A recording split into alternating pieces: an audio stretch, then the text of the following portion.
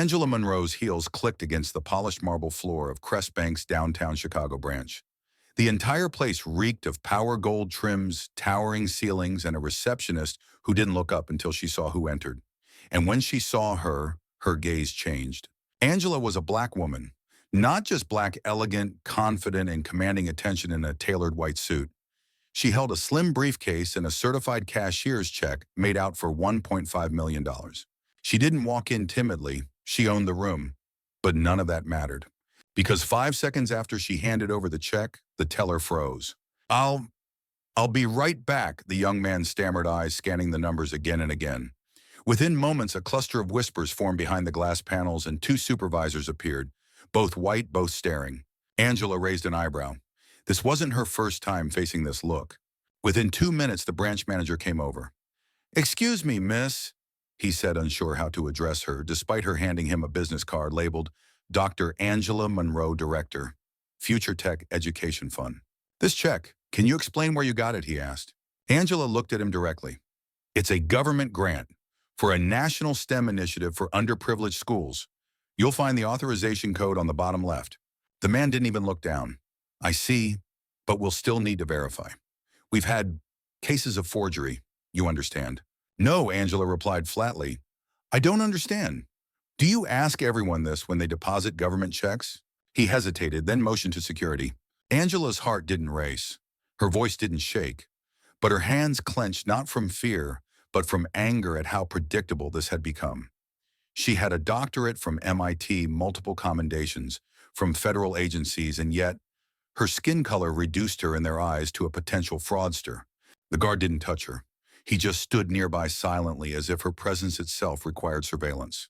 And just then a child nearby, maybe 6 years old, tugged his father's sleeve and pointed. "Daddy, is she in trouble?" The father looked awkwardly away. Angela's voice was ice. "I'll sit in the client room, but this won't end the way you think it will." Angela sat upright in the client waiting room. It was designed to look professional, neutral-toned walls framed photos of happy families, with mortgages, jazz music playing softly overhead. But to Angela, it was a silent accusation. The air wasn't welcoming. It was suffocating. The glass door gave her a full view of the main lobby. She could see the employees still glancing toward her from behind their screens. One even picked up the office phone and whispered something while staring directly at her. Angela leaned back slightly and opened her leather folder. Inside were all the documents confirming the grant, a formal letter from the Department of Education, a breakdown of the program budget, her organization's registration papers, and the authorization from her project's liaison in Washington. She had everything, as always. But she knew having proof doesn't matter when they've already judged you. Her mind wandered back to another time 6 years ago at a conference in Atlanta when she was mistaken for the event caterer despite being the keynote speaker. Or the time her funding was delayed for 3 months because someone at a different bank didn't believe a young black woman could lead a national tech program. It wasn't new, but it never stopped hurting. And yet she refused to be bitter. Angela turned that pain into power. She built one of the most successful educational nonprofits in the country, serving over 100,000 students nationwide. She spoke at MIT, advised Congress, and had been recently awarded for her efforts by the FBI itself. But today in this shiny bank, none of that mattered. The manager knocked gently and entered, holding her check like it was radioactive. "We're having some trouble confirming the check's origin. It's unusual for this amount to come in unannounced." Angela looked up calmly. "You have the reference number. It's a grant under the Future Ready National Initiative Section, C42. You're welcome to call the Department of Education or check the Central Grant Database." "We already tried. We didn't get a response," he said, shifting. "So for now, the check is being held, and we've alerted higher security." Angela tilted her head. "You're holding a federal education grant and treating me like a criminal." "I didn't say that," he replied quickly. "We're just being careful." Angela closed her folder, pulled out her phone, and typed a single message. "Activate Protocol Delta. Location Crest Bank, Wabash Abbey Branch. Monroe requesting response." She pressed send, then waited. The manager noticed. "Ma'am, may I ask who you're texting?" "No one you'd understand," she said, her voice soft but sharp. He opened his mouth again, but before he could speak, Angela turned to him and asked, "Do you always have bank security stand behind every customer who makes a deposit?" "That's not—" "No, it's not protocol," she interrupted, "unless the customer's black. I've seen this play out before. There was silence, a deep, awkward silence. And then behind the glass wall, the front doors opened. Three figures entered in dark suits, flashing badges so fast the receptionist didn't even get the chance to ask their names. They moved with practiced precision, scanning the room. When they spotted Angela through the glass, they nodded. One of them opened the door to the client room. "Dr. Monroe," said the first agent. "We received your alert. Are you safe?" Angela stood. "Perfectly. Though I'm being detained unlawfully and my federal grant check is being held without cause." The agent turned to the bank manager. "Sir, do you have any idea who this woman is?" The manager stumbled. "We were just following protocol." "This woman," the agent said firmly, "is a federal cybersecurity advisor. She's on the board of the National Education Oversight Committee and holds Q-level clearance. You just detained a federal contractor executing a Department of Education directive." Angela raised an eyebrow. The lead agent straightened. And then, with the entire bank watching, he saluted her. Angela didn't return the salute, not out of arrogance, but because she was still too angry to pretend. The air inside the bank had shifted. As the suited agent stepped further inside, every whisper, every ringing phone, even the background music seemed to halt mid-note. The posture of the staff behind the counters straightened. Phones were slowly lowered. One teller dropped her pen. The room, once filled with silent suspicion toward a woman in white, now stood frozen under the unexpected authority of federal presence. Angela remained still. She didn't speak. She didn't gloat. She simply watched. The lead agent, a tall, clean-cut man with a calm but commanding voice, stepped toward the bank manager. He didn't raise his voice, but his words pierced through the hush like thunder. "You do realize you've unlawfully delayed a federal grant and placed an active federal contractor under surveillance without cause." The manager's lips moved, but his words stumbled over themselves. "I didn't know. We didn't know who she was." "That's the problem," the second agent, a woman with a steely gaze, cut in. "You assumed she was no one." Angela slowly stood. The white suit she wore, previously questioned as too formal by security, now looked regal, even symbolic. Her phone buzzed gently in her hand. It was a secure message confirming that 3 media outlets had already received a tip about a wrongful detainment of a federal advisor. The third agent, younger but clearly as capable, leaned over and said, "Ma'am, would you like us to escort you out, or are there matters you'd like settled first?" Angela looked straight at the manager. "Yes," she replied coolly. "I'd like my check deposited and confirmed immediately." He hesitated. "Of course, right away." The teller who had first taken her check appeared again, now visibly shaken. His eyes darted between Angela and the agents. He accepted the check like it was gold, and within moments the process began, this time with no questions, no pauses, no calls to upper security. Angela sat back down and crossed her legs slowly. The agents remained standing near her like a living wall of credibility, presence, and power. The other customers who had silently witnessed her being treated like a criminal now whispered for a different reason. "Is she a senator?" "No, she's something bigger. I think she's FBI." Angela overheard but didn't flinch. She didn't need validation from murmurs. She had endured worse than this, much worse. But as she scanned the room, one person caught her eye. A black teenage girl, maybe 16, sitting beside her mother. The girl's eyes were wide, fixed on Angela, with an expression that mixed awe, fear, and inspiration. Angela gave her a gentle nod. The girl smiled, a quiet, knowing smile that said, "I saw everything. I'll remember this." The deposit confirmation printed. The teller walked over with it and handed it to Angela like a peace offering. "It's done. The funds are now in your account." Angela received the receipt. "Thank you. That's all I needed." She stood. The lead agent turned toward her again. "Ready to depart, Dr. Monroe." She nodded. As they walked toward the exit, Angela paused for one last moment and turned to the room full of onlookers. "I hope next time you don't need badges and power suits to believe a black woman belongs here," she said softly. Yet it echoed through the bank like a final verdict. And with that, she left. But the echoes didn't. The bank manager stood, frozen sweat forming on his brow. The security guard who once stood over her now looked down at his shoes. And that teenage girl, she pulled out her phone and typed something fast. Maybe a tweet, maybe a journal entry, but whatever it was, Angela knew she had left a mark. Because this wasn't just about a check. This was about what people think power looks like. And today it wore a white suit and didn't have to raise its voice to change everything. Later that afternoon, Angela sat quietly in the back of a black government SUV as it glided through the streets of downtown Chicago. The city outside bustled as usual, honking taxis, pedestrians glued to their phones, the smell of street food floating in the air. But inside the vehicle, silence reigned. The agent driving glanced at her through the rear-view mirror. "You okay, ma'am?" Angela gave a small nod. "I'm used to it, but that doesn't make it any less exhausting." He didn't press further. He'd seen too many variations of what had just occurred. But this time the victim wasn't just another name in a report. This was Dr. Angela Monroe, a woman known in federal circles as a strategic mind behind several national cybersecurity defense initiatives. A woman respected in the Pentagon, a woman who had advised the FBI itself on discrimination detection in digital finance systems. And yet a bank teller and a manager didn't even Google her name. Angela's phone buzzed again. Media outlets had already picked up the story. One headline from a local news app flashed across the screen. FBI advisor detained at bank while depositing federal check. Was it racial profiling? Another read, white bank manager questions. Black federal contractor, then FBI steps in and salutes her. Angela let out a slow breath. The truth was spreading, and so was the lesson. But she also knew the backlash was coming. There would be apologies, of course. Diversity pledges. We're reviewing our training protocols, all the usual PR lines. But she didn't want apologies. She wanted change.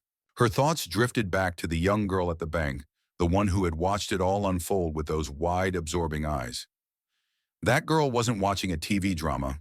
She was watching real life and internalizing a powerful, dangerous message that no matter how accomplished a black woman becomes, someone will still treat her like she doesn't belong. Unless that girl also saw how it ended. Angela tapped her phone and opened her camera. She spoke softly into the lens. "To the young girl watching me today at Crest Bank, I saw you. And I want you to know something. You're not invisible. You don't have to shrink to make others comfortable. You don't need their permission to be powerful. One day you'll walk into a room and they'll doubt you just like they did me. And when that happens, stand tall. Because they don't get to define you." She saved the video. Later, she'd send it to the local school board and ask them to distribute it to their girls' leadership programs. As they neared her office, Angela turned to the agent beside her. "Has the bank responded yet?" "Just a statement," he replied. "They say the staff acted out of caution and there was no racial intent." Angela laughed, not because it was funny, but because it was so predictable. "Intent means nothing without impact," she muttered. Before getting out, she paused. "Can I ask a favor?" "Of course. Send the raw footage from the branch's security cameras to my assistant. I want this documented, all of it." The agent nodded. Angela stepped out onto the sidewalk and looked up at the towering building that housed her nonprofit headquarters, the Future Tech Institute. The logo glimmered in blue above the revolving doors. Inside, young interns were likely typing away, dreaming about code community impact and tomorrow's innovations. And they had no idea what their founder had just endured to walk through those same doors. But they would, because that's leadership.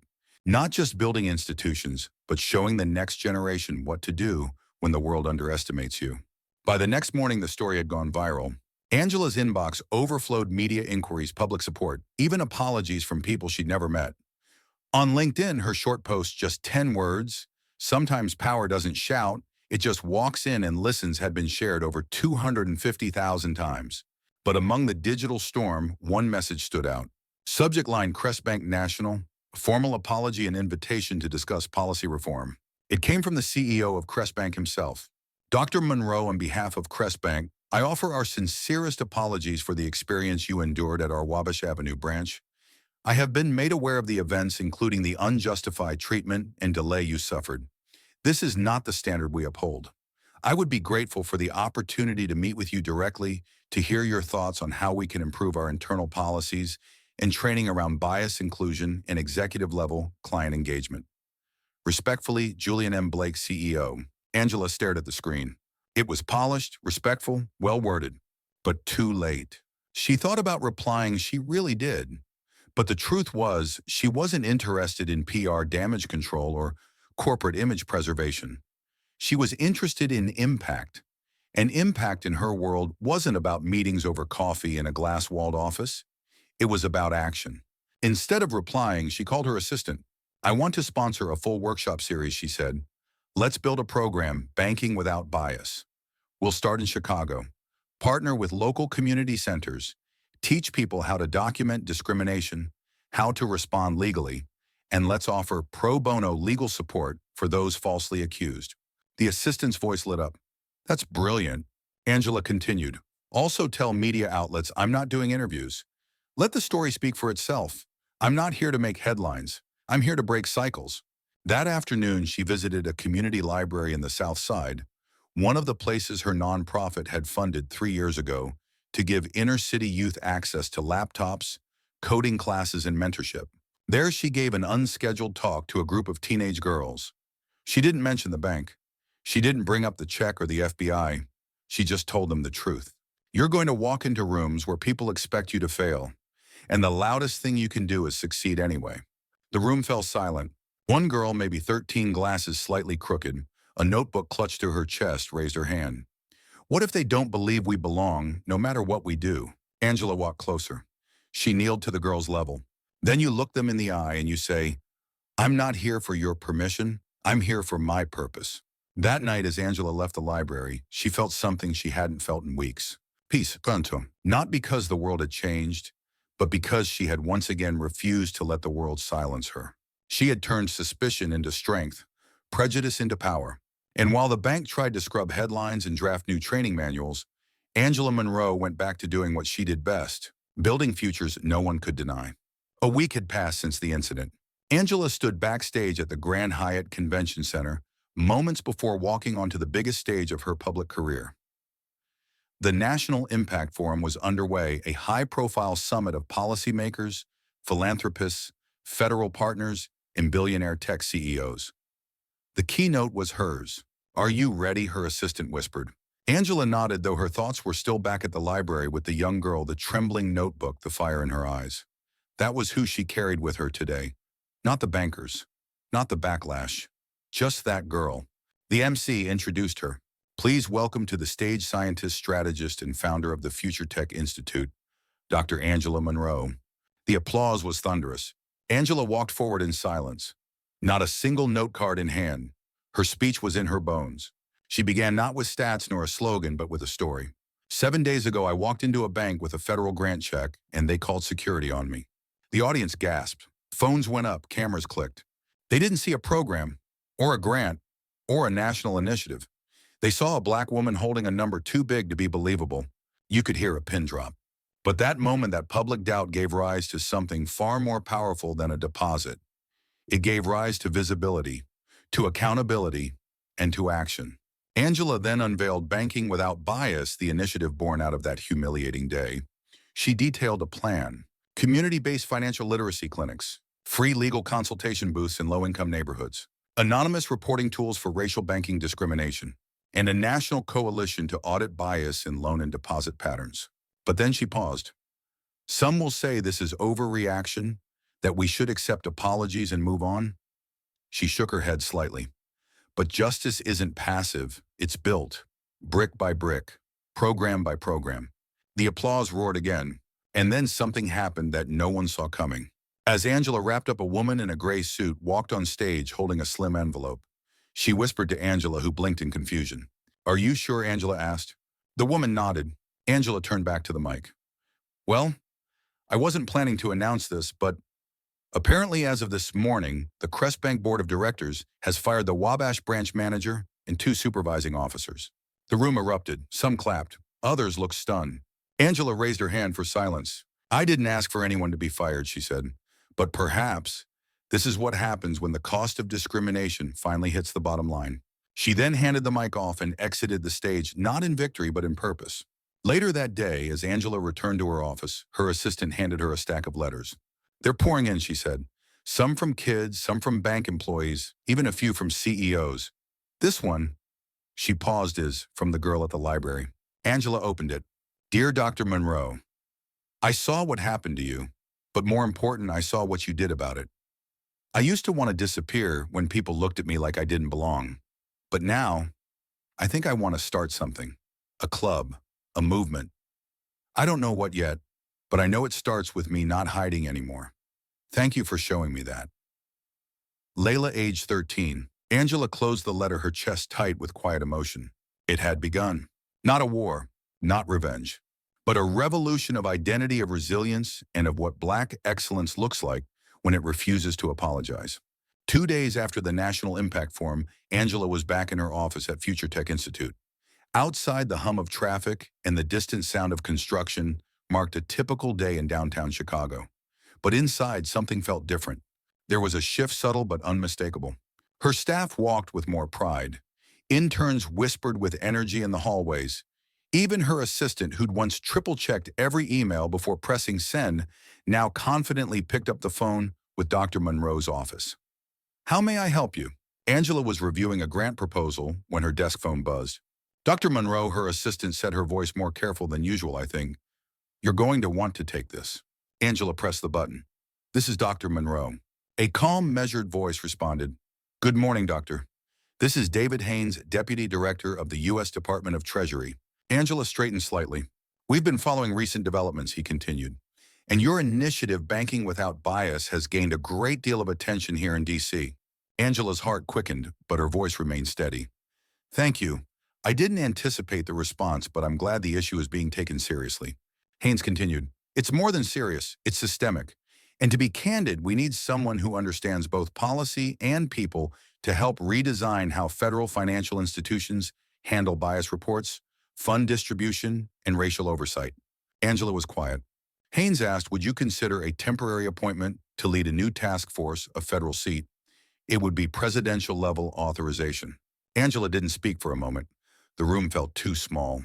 I appreciate the offer," she said slowly, "but I need to think about how this might affect my work here and my community."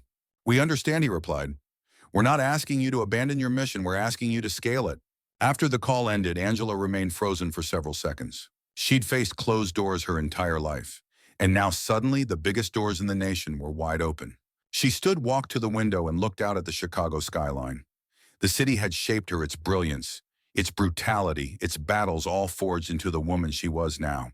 And now she was being asked to bring that fire to Washington. Later that afternoon, she called a staff meeting. All 42 members of Future Tech filled the open space conference room. From engineers to educators, they watched her curious. Angela stood before them and said, "You all know where we started, and you've seen what's happened over the past 2 weeks. But what's coming next could be bigger than any of us imagined." She explained the call, the offer, and the choice before her. "I won't accept unless I have your blessing," she finished. There was silence. And then someone in the back, a young woman named Jada, who'd been one of Angela's first interns, stood up.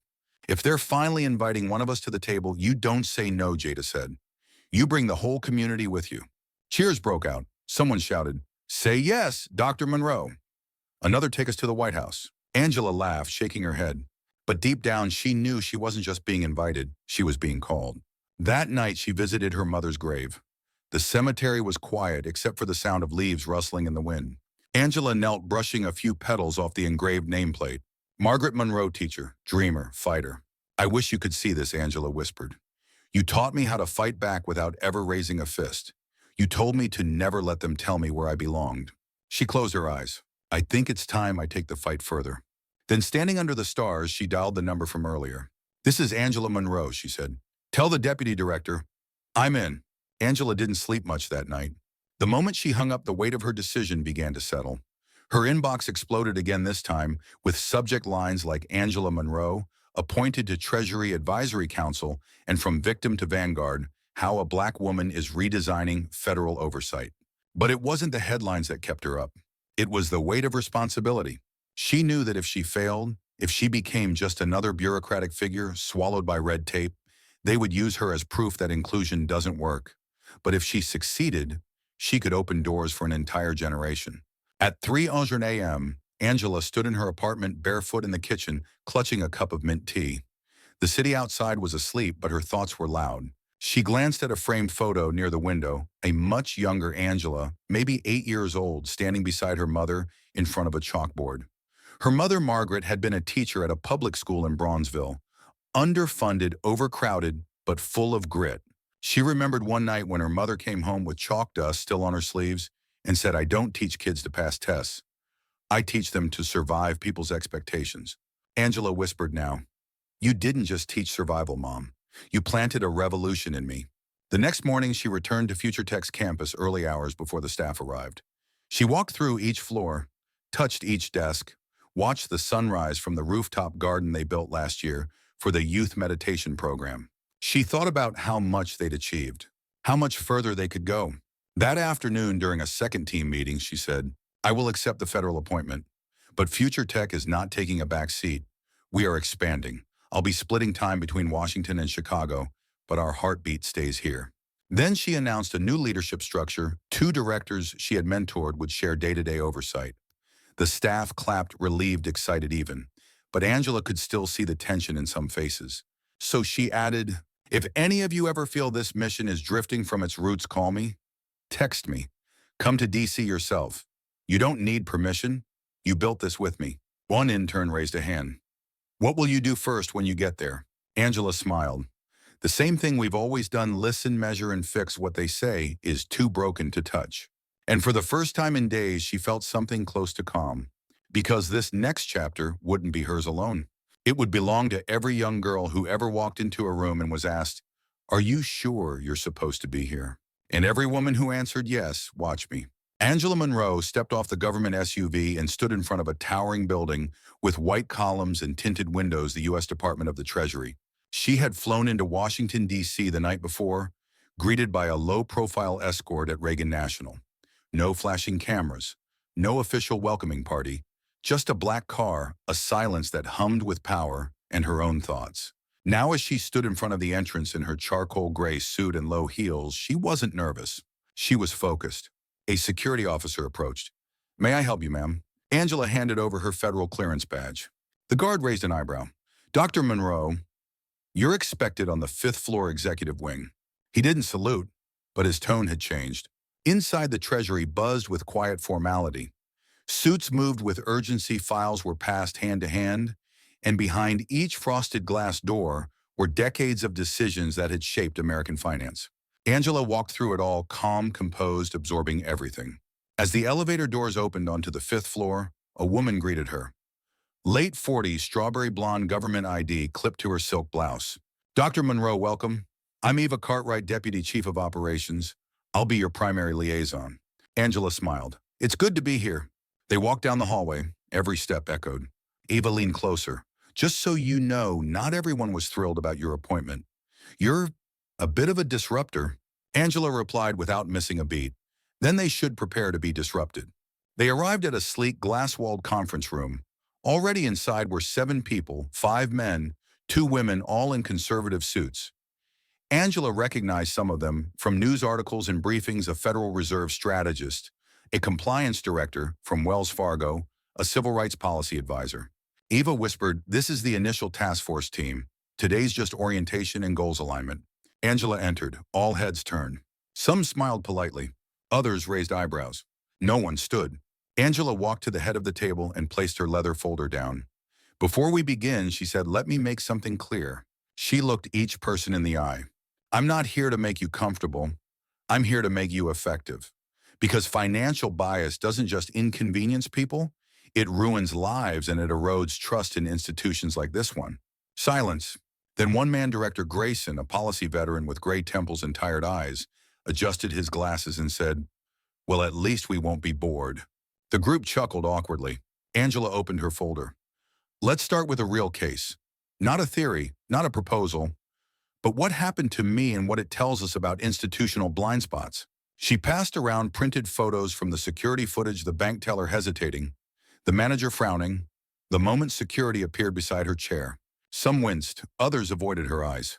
Angela pointed to the image. This isn't rare, it's just rarely documented. My story went viral because of who I am, but thousands of others don't make the news, they just lose their homes, their loans, their dignity. For the next hour, she presented findings from Banking Without Bias, data from anonymous whistleblowers, AI-driven analysis of loan disparities based on zip codes and name profiling, community interviews that revealed psychological trauma tied to banking discrimination.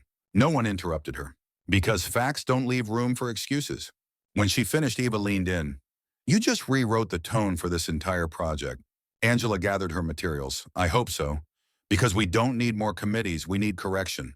As the meeting dispersed, a younger member of the team, a Korean-American compliance officer named Daniel Kim, approached her.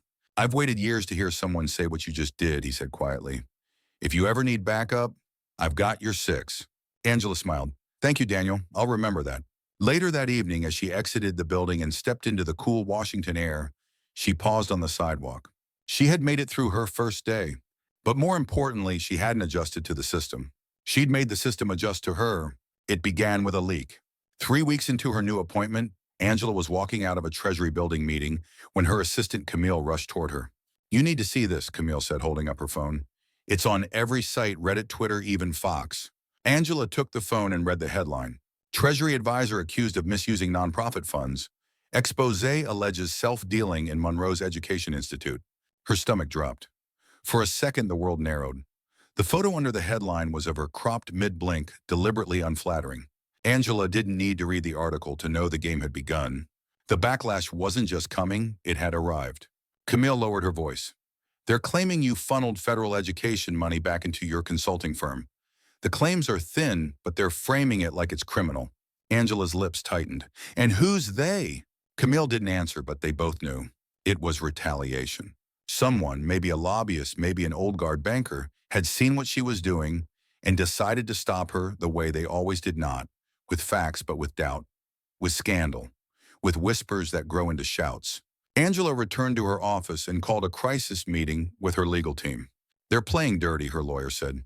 "Nothing's illegal in what they posted, but the language, it's meant to erode public confidence. And if we don't respond, it'll stick." Angela paced the room. "Then we respond. Not with emotion, with evidence." For the next 72 hours, her team pulled every receipt, every paper trail, every grant approval letter tied to Future Tech's finances. Everything was above board. Every cent had gone exactly where it was supposed to. But still the media storm brewed. Online trolls resurfaced past interviews of her speaking out on racial injustice. One post misquoted her as saying, "All bankers are racist." TV pundits questioned her qualifications. Was she appointed for merit or just for diversity optics? Angela refused to hide. She held a live-stream press conference from the Future Tech auditorium, standing before a wall of children's artwork donated by the students her nonprofit had helped. "Let me be clear," she began. "No one gave me power. I built it with truth, transparency, and relentless work. And I will not be dismantled by lies." She held up a binder thick with documentation. "This is every grant, every audit, every report from the beginning. My team has nothing to hide. Can your critics say the same?" The stream went viral, over 2 million views in 24 hours. Hashtags like #CautionStandWithAngela and Receipts Don't Lie trended across social media. But even then, the attacks didn't stop. Anonymous emails flooded the Treasury's internal inboxes, calling her too political, divisive, and even dangerous. A Republican senator called for her removal, citing loss of public trust. Angela's supervisor, Director Haynes, called her into his office. "You're under review, Dr. Monroe," he said with regret. "It's not personal, it's just pressure." Angela nodded, but her heart thundered. She had built her life on integrity, and now it was all being placed under a microscope, not because of something she did wrong, but because of what she was doing right. That night, she sat alone in her DC apartment, her mother's picture on the desk, the city lights blinking outside, a notebook in front of her untouched. She whispered, "They're trying to bury me." Then her voice hardened. "But I've always grown from deep soil." She opened the notebook. At the top, she wrote, "What they fear most, a woman who can't be silenced."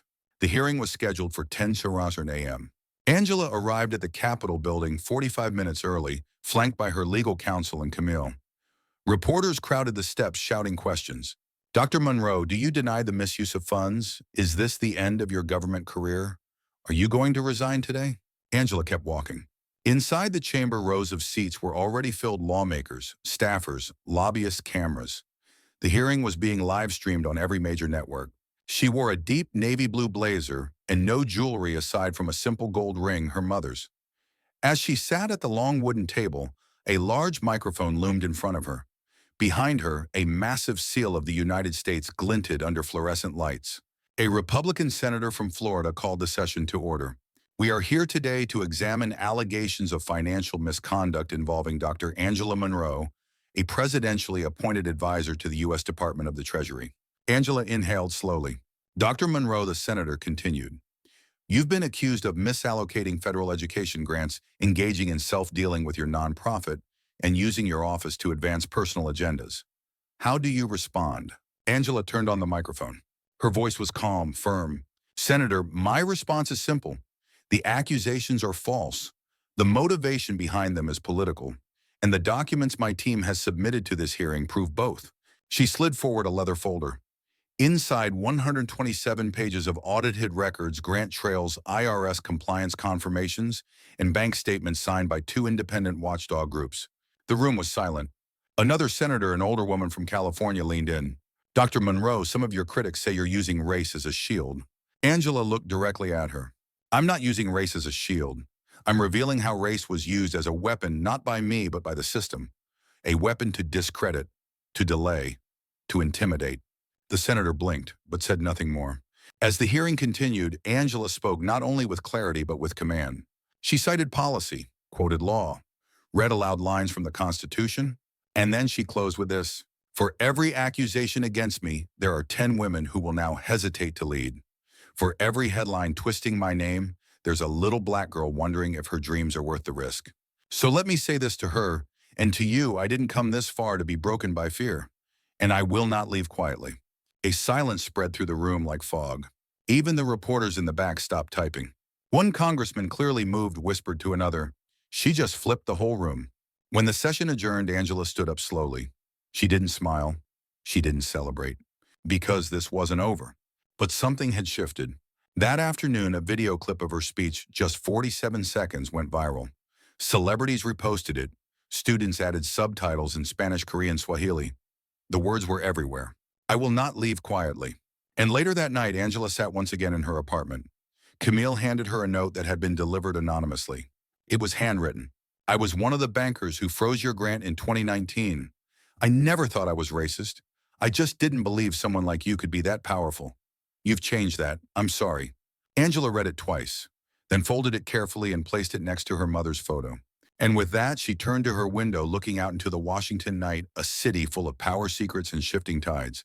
And she whispered, they tried to bury me. They didn't know I was the soil. It was exactly 100 days since the FBI had walked into that bank and saluted her. Angela Monroe stood across the street from the Crest Bank branch on Wabash Avenue, watching from the sidewalk. A cold breeze tugged at her cream-colored coat as she looked up at the familiar glass facade. She hadn't been back since that day. But today wasn't about reckoning. Today was about redemption. Inside the branch was quieter than usual. A few customers stood in line tapping phones. Holiday wreaths decorated the glass doors. Everything looked the same, but felt different. Angela walked in. The security guard at the door stood up straighter, but didn't block her. A young Latina woman behind the counter gasped quietly, her eyes widening. The assistant manager, a different one from before, immediately approached. Dr. Monroe, she said softly. Welcome. We've been told to... Well, if you ever came back... Angela held up a hand gently. I'm not here for apologies. She stepped to the center of the lobby. I'm here for progress. A few heads turned. Then she did something no one expected. She pulled out a folder labeled Financial Inclusion Audit Pilot and handed it to the manager. This is a voluntary program, developed by my task force. Participating branches work with our team to measure bias in approvals, customer treatment, and internal culture.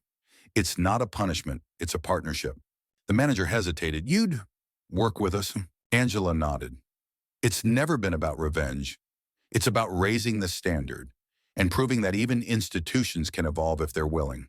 The woman took the folder with both hands, eyes stunned. A man stepped forward from one of the cubicles. Older, salt and pepper hair. He wore a name tag that read, Martin, Senior Loans Officer. I was here that day, he said quietly. I didn't say anything. I should have. Angela looked at him. You still can, she replied.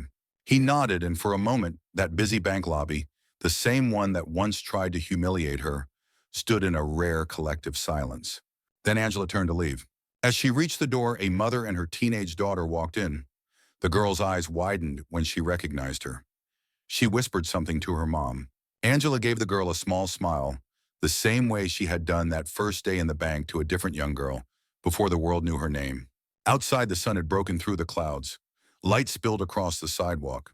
Angela paused and looked back at the building. It was just glass and walls, but today it reflected something new. Not power, possibility. 3 months later, Crest Bank became the first private financial institution to fully adopt Angela's audit system. 8 more followed. Bias-based complaint reports dropped by 67% in 1 year. Angela declined all offers for book deals, TV interviews, and political campaigns. Instead, she went back to what she always believed in: systems that serve, voices that rise, and girls who never again have to prove they belong. One morning, she opened a handwritten card from Layla, the 13-year-old girl who had once written from the library. Dear Dr. Monroe, I started the club, it's called The Table, because you said if they won't give us a seat, we build our own. Now we're 23 girls strong. Some of us want to be lawyers, some engineers. One wants to run the world. But we all agree on one thing. We're not asking anymore. We're arriving, thanks to you. Angela wiped her eyes and whispered, mission complete. But deep down she knew it was only the beginning.